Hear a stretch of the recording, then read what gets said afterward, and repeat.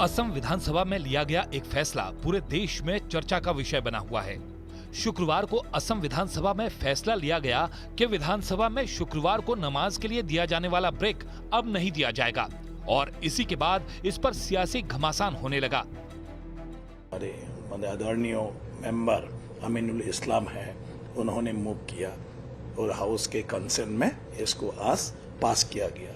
तो अभी से और असम विधानसभा में ऐसे कोई नहीं रहेगा रिलीजियस के नाम पे या नमाज में जाने के नाम पे एडजर्न होना, जिसको इस्लामिक धर्म के लिए विशेष करके किया गया था, इसको आज से हटा दिया गया। क्योंकि हमने रूल को अभी अमेंडमेंट किया है कि बाकी दिन की तरह शुक्रवार भी, फ्राइडे भी सुबह 9:30 बजे से 2 बजे तक ये होगा नॉर्मल जो सेशन है। तो अभी से और ये कभी असम विधानसभा में नहीं होगा। असम विधानसभा में अभी इस्लामिक धर्म के नमाज के नाम में कोई ऐसा मतलब विधानसभा बंद नहीं रहेगा, ये तो स्थगित नहीं रहेगा। देखिए, हमारे विधानसभा का हिंदू मुसलमान सारे एमएलएज ने रूल कमेटी में बैठा और ये अनएनिमियसली रिजॉल्व किया कि हम लोगों का जो 2 घंटा का छुट्टी है वो हमें नहीं चाहिए, हम ये 2 घंटा भी काम करूँगा। ये जो प्रैक्टिस थे ये 1937 में शुरू हुए थे, कल से ये प्रैक्टिस को बंद कर दिया गया है। अब सर आप आरोप लग रहा है, विपक्ष के बड़े बड़े नेता आरोप लगा रहे हैं कि सस्ती लोकप्रियता पाने के लिए और एक खास वर्ग को खुश रखने के लिए ये सारी कवायद आपकी तरफ से। देखिए, ये तो जो डिसीजन हुआ उस डिसीजन में वो खास वर्ग का विधायक लोग भी थे। ये तो एक सर्वसम्मत सिद्धांत है, ये मैं लिया ऐसा नहीं है। स्पीकर का कहना है कि अमीनुल इस्लाम ने इसका प्रस्ताव रखा, जिस पर विधानसभा में विधायकों ने सर्वसम्मति से इस नियम को समाप्त करने का फैसला लिया। लेकिन विधानसभा के बाहर अमीनुल इस्लाम इसे लेकर बीजेपी पर हमला कर रहे थे और आरोप लगा रहे थे कि बीजेपी सिर्फ मुस्लिमों को परेशान करना चाहती है। सिर्फ एक ही ग्राउंड है जिसके लिए स्पीकर ने बोलता है कि मैं क्या करूं, मुझ पे दबाव है। किसका दबाव है? बीजेपी के विधायक ने उनके दबाव दे रहे थे। ये तो कोई संविधान का विरोधी कानून नहीं था और इसके लिए किसी का कोई दिक्कत नहीं हुआ था।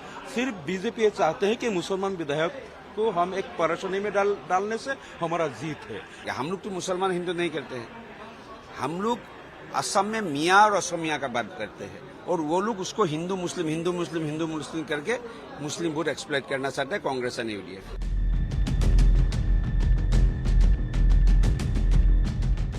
वहीं सियासी घमासान छिड़ा तो कांग्रेस और एआईएमआईएम भी हेमंता सरकार पर हिंदू मुसलमान करने का आरोप लगाने लगी।